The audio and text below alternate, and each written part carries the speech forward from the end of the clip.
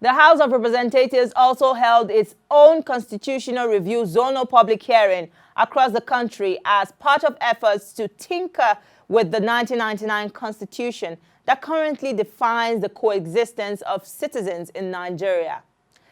Joining me is the chairman of the House of Representatives Special Committee on Constitution Review in the North Central Zone, Honorable Abbas Tajuddin, representing Zaria City Federal Constituency of Kaduna State. Welcome to the program. The House of Representatives just concluded public hearings on the review of the 1999 Constitution as amended. Give us an overview of the memoranda the committee received in the North Central that you chair. Let us into the major desires of the people. We have, as earlier enumerated during the opening ceremony, that the National Assembly under the chairmanship of Honorable Idris Ahmed Wase, the chairman of the Constitutional Review Committee, have already done a thorough job in processing at least 111 bills, which are subdivided into 11 thematic areas.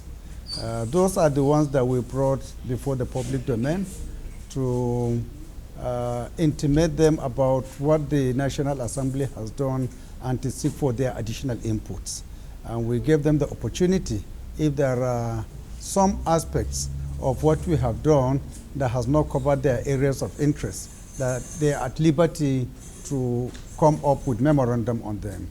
Happily, and thank you, happily, at the end of this two-day interaction, we were able to receive about 70 memorandum that cut across almost all facets of human endeavor, from the state government, from the National State House of Assembly, from the local government, from the NOLGI, from NLC, and other labor-related organizations, Nigerian Bar Association, NGOs, name it. We have received 70 different memorandums, and we want to assure all the people of North Central State, particularly the three catchment areas, that the contributions they have made will not go in vain. We will make sure that they are well documented, well reported, and well presented to the main committee, and we'll do everything humanly possible to ensure that what they have said counts in whatever constitutional review activities that will be in Abuja. Autonomy for the local government was one of the major highlights of the last constitution review exercise. What assurance should Nigerians have this time that it will sail through with the states? Well, as you can see, the evolution of power is one paramount area. A lot of people are yearning to see that federal government is, the powers of central government is reduced in favor of the states. I think it is one area that I can see a lot of passion from the people here. Creation of local governments is another area that has received the attention of this committee here. Local government autonomy, particularly financial and administrative, is another area of interest. And I want to assure that whatever is your interest, whether it is major or minor, our committee will do everything humanly possible to report it and to ensure that the right decisions are taken for the benefit of the general public.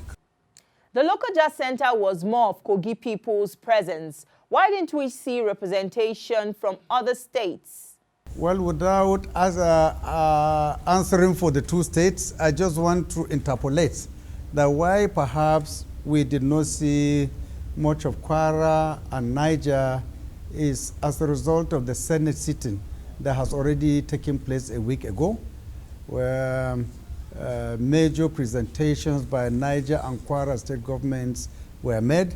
Perhaps they may in their own wisdom feel that since they have made presentation to the Senate committee, there will be no point for them to come and replicate it here, because it's the same National Assembly, it's the same constitutional review that at the end will collect and harmonize all the contributions made by the two chambers. So I think by and large, the fact that the Senate started their own a week before us probably account for why. In the past, there has been synergy between the two chambers of the National Assembly at the Constitution Review exercise, such as this. This time, we saw both chambers duplicating efforts rather than do things together. Why did this happen? Well, I think it gives better opportunities. If to say we decided to do it together, naturally there might be only 6 centers that would have conducted this public hearing. But the fact that the Senate has chosen entirely different centers, and the House has decided to also do their own in different centers, that gives Nigerians the opportunity to be able to come and contribute their quota. So I think by and large, it is a welcome development. It gives people the opportunity to actually come to the different centers created by both the Senate and the House to give their own contribution. The argument has always been whether or not Nigeria should keep amending the constitution given to us by the military. Eminent Nigerians have advocated for a brand new constitution that the citizens can say is theirs. Why isn't the parliament looking in that direction? I don't think what you have said is correct. It's a minority view that the 1999 constitution is entirely bad for Nigeria. Very few people have mentioned that. But what I can hear and understand is that people are yearning for fundamental changes in the constitution, such that it will answer their yearnings and aspirations. And I think this process that we are currently doing is one way of ensuring that whatever deficiency we have in the 1999 constitution is actually resolved in the best interest of the Nigerian public. What have been the gains of the public hearing? Well, we see democracy in action, because democracy is government of the people, for the people, and by the people. We have given the people of Kogi, Niger, and Kwara the opportunity to come on one to tell us where they want these changes to take place. I think it is a very important step, and at the end of the day, whatever we come up with in the National Assembly as far as areas of amendments are concerned, people will be proud that it is the input they have generated that came out with that. So I think it is very commendable, the public hearing that has been initiated to give people the voice to say what and where they want changes to be made. What should Nigerians expect from your committee after now?